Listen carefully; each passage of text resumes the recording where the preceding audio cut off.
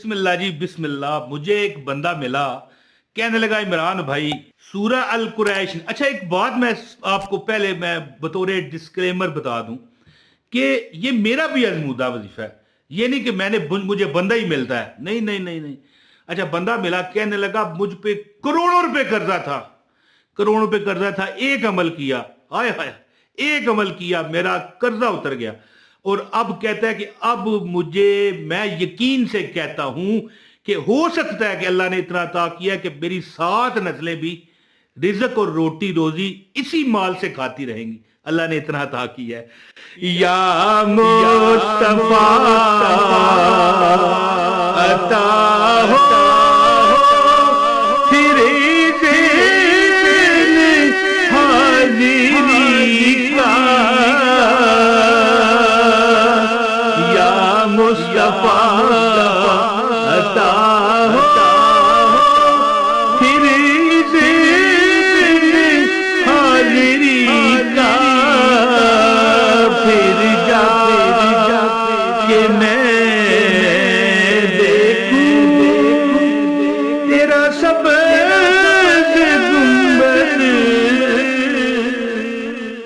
बिस्मिल्लाहिर्रहमानिर्रहीम। अस्सलाम वालेकुम वरहमतुल्लाहि वबरकातुहू। सूरह अल कुरैश का वो 5 मिनट का अमल जिसने मुझे करोड़ों रुपए के कर्ज से निजात दी।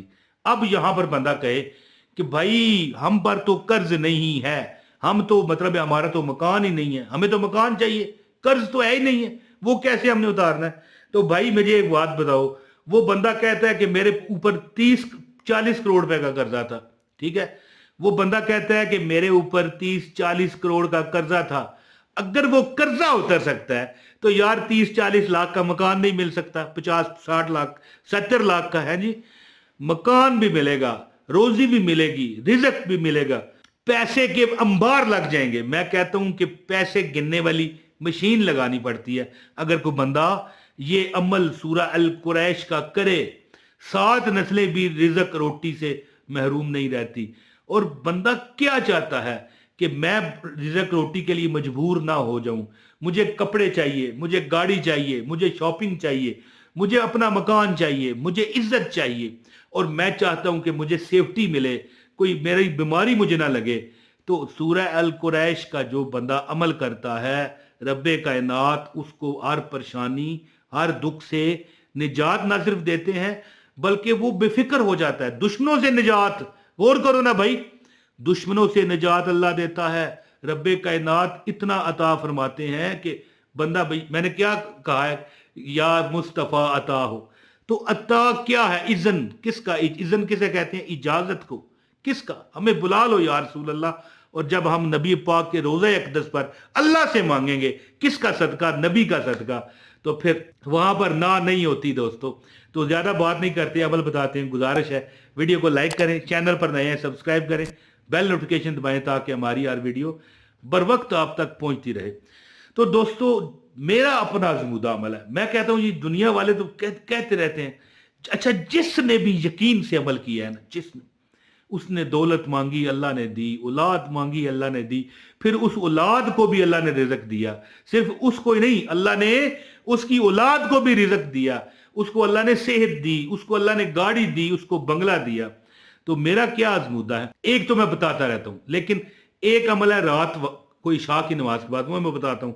एक अमल तो यह है कि जो बंदा भी बिस्मिल्लाहिर्रहमानिर्रहीम पढ़ के खाना खाए ना, उसको चाहिए कि एक बार सूरह कुरैश भी पढ़े, बिस्मिल्लाहिर्रहमानिर्रहीम, ले ईलाफ कुरैशिन ईलाफिहिम रिहलतश शिताए वस्सैफ फलयअबुदू रब्ब हाज़ल बैत अल्लज़ी अतअमहुम मिन जूइन व आमनहुम मिन खौफ।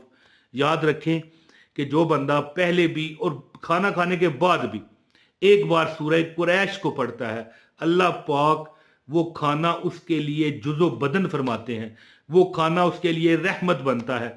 अगर उसमें कोई जरासीम होंगे, कोई कीटाणु होंगे, कीटाणु समझते हैं, हिंदी में कहते हैं यार, हिंदी के लफ्ज़, हिंदी जुबान से मुझे बड़ा प्यार है, हिंदी भाषा से। पता है क्यों? यहाँ पर बड़े बड़े अल्लाह के वली मौजूद हैं हिंदुस्तान में।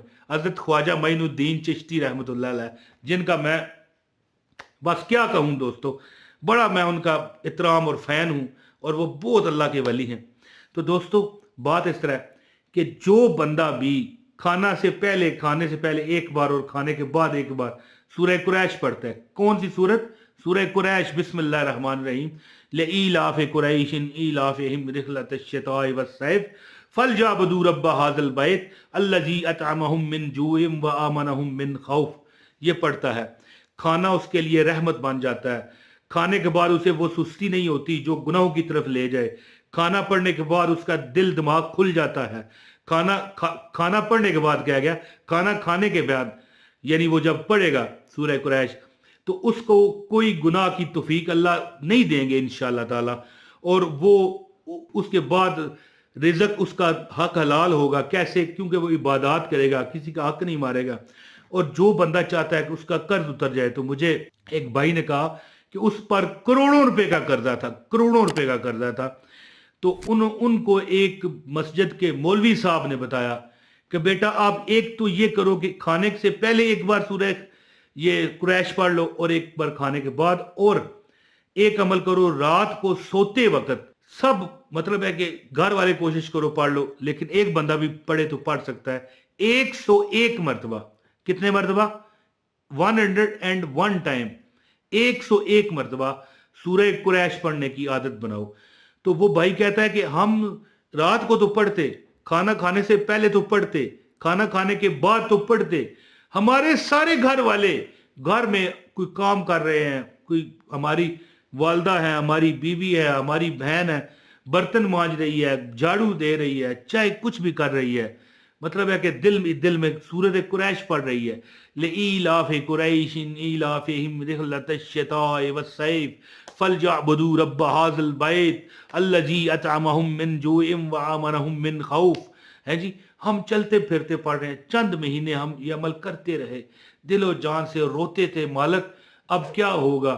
چند ماہ گزریں گے، ہمیں اس گھر سے بھی بے دخل کر دیا جائے گا، بینک کی طرف سے، جو لیندار ہیں ان کی طرف سے. ہمارے حالات کا کیا بنے گا؟ ہم جھگیاں ڈالیں گے، ہم فٹ پاتھوں پر رہیں گے، ہم لوگوں سے بھیک مانگیں گے، ہمارا کیا ہوگا؟ کھانا کھانے سے پہلے بھی سورہ قریش پڑھتے رہے، کھانا کھانے کے بعد بھی پڑھتے رہے، رات کو سونے سے پہلے 101 مرتبہ سورہ قریش پڑھتے رہے، چلتے پھرتے پڑھتے رہے. چند ماہ گزرے، 6-8 ماہ گزرے، 30 سے 40 کروڑ روپے کا جو قرضہ تھا وہ اتر گیا. اللہ تعالیٰ نے بہاریں دکھا دیں. ہیں جی، کرو منظوریاں آقا تیرے روزے تیامہ میں. ہیں جی، پھر انہوں نے حج بھی کیا، عمرے بھی کیے، دوبارہ ایک بہترین بزنس شروع کیا، اور اللہ تعالیٰ کا شکر ادا کیا کہ مالک تم نے ہمیں اتنا نوازا ہے، اتنا نوازا ہے کہ جس کی حساب نہیں. سورہ قریش کی تلاوت کرنے والا زہر سے بچتا ہے. یہ معمولی زہر ہوتے ہیں جو فوڈ پوائزننگ کے شکل میں کھانوں میں ہوتے ہیں، اس سے اللہ بچاتا ہے. اس سے اس کھانے کو آپ کا جو جزو بدن بنے گا، آپ کے بدن کا حصہ بنے گا، طاقت کا حصہ بنے گا، وہ طاقت آپ غلط طرف استعمال نہیں کر پاؤ گے. خود ہی آپ محسوس کرو گے کہ ہاں ہمیں یہ نیکی کے کام کرنے ہیں، ہاں ہمیں فلاں بندے کو مدد کرنی ہے، بلکہ کسی کا حق کیا مارنا ہے، اس کی مدد کرنی ہے. اور زندگی بھی آپ کی بہترین ہوگی، اور اس وظیفے سے اللہ آپ کی آخرت بھی اچھی فرمائے گا. اس وظیفے سے یہ عمل جو بندہ کرتا ہے وہ سدا خوش رہتا ہے، آباد رہتا ہے. سدا اس کی جیب اور بٹوا کبھی خالی نہیں ہوتا، وہ بندہ کسی کا محتاج نہیں ہوتا. وہ اس کی 7 نسلیں بھی انشاءاللہ رزق کی کمی کا شکار نہیں ہوتی. تو دوستو، امید کرتا ہوں کہ یہ آپ اس وظیفے سے خوب فائدہ اٹھاؤ گے. جو دعا کا کہتے ہیں رب کائنات ان پر کرم کرے. بہت شکریہ جی. السلام علیکم ورحمۃ اللہ وبرکاتہ.